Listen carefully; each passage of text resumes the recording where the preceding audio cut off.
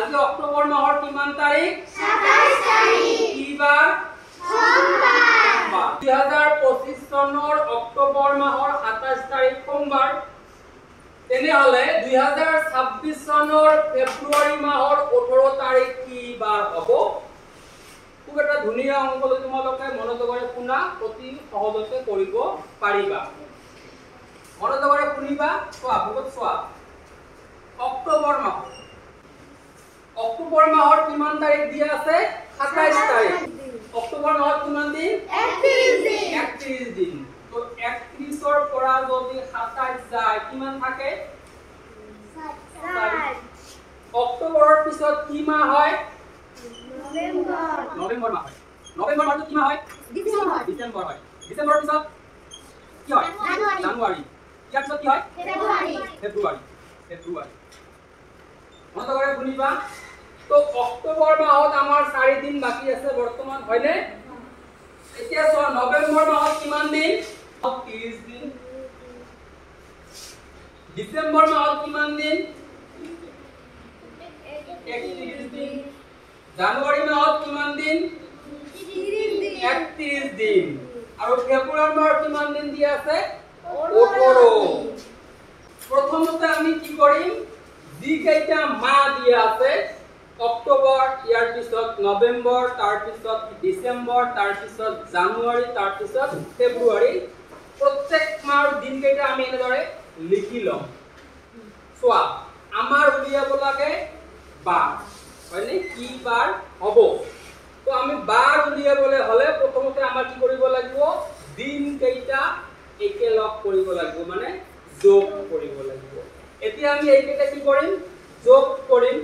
4 আৰু 1 কিমান হয় 5 আৰু 1 6 আৰু 8 14 14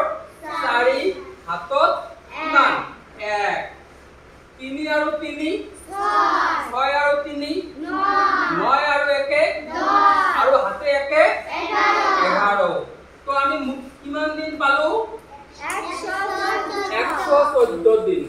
এক সপ্তাহত কিমান দিন 7 দিন এতিয়া আমি কি কৰিম এই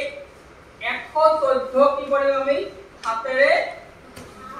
ভাগ কৰিম চোৱা কিমান বাৰ যাব এক বাৰ 7 1 গুণ 7 11 পৰা 7 গলে কিমান হয় 4 ইয়াতে নামি আহিল 4 কিমান হল 44 এতিয়া আমি হাতেৰে এই 44 ভাগ কৰি কিমান বাৰ যাব 6 বাৰ 6 7 গুণ কিমান হ'ব 42 বাকি কিমান ৰল 2 হৈছে তোমালোকে মনত ৰাখিবা যদি কি হ'ব বুলি কয় মানে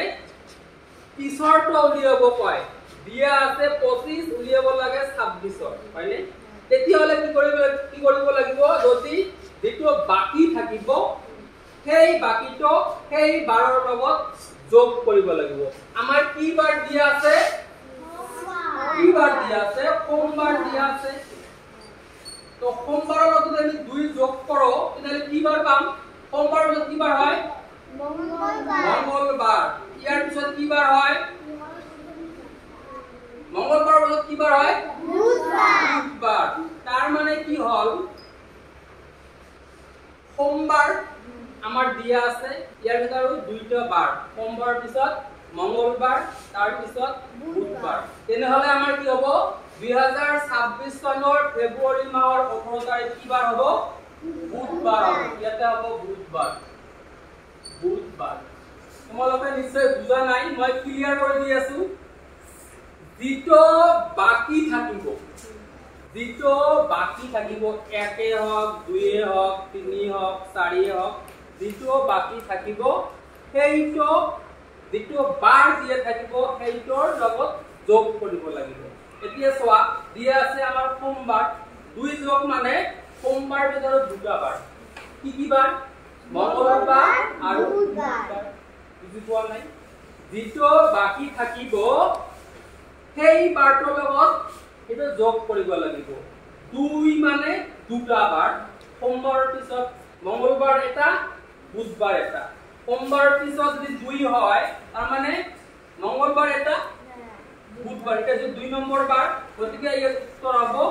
বুধবাৰ বুজিছানে বুজা নাই পাৰিবানে নাই পাৰিম বহুত ভাল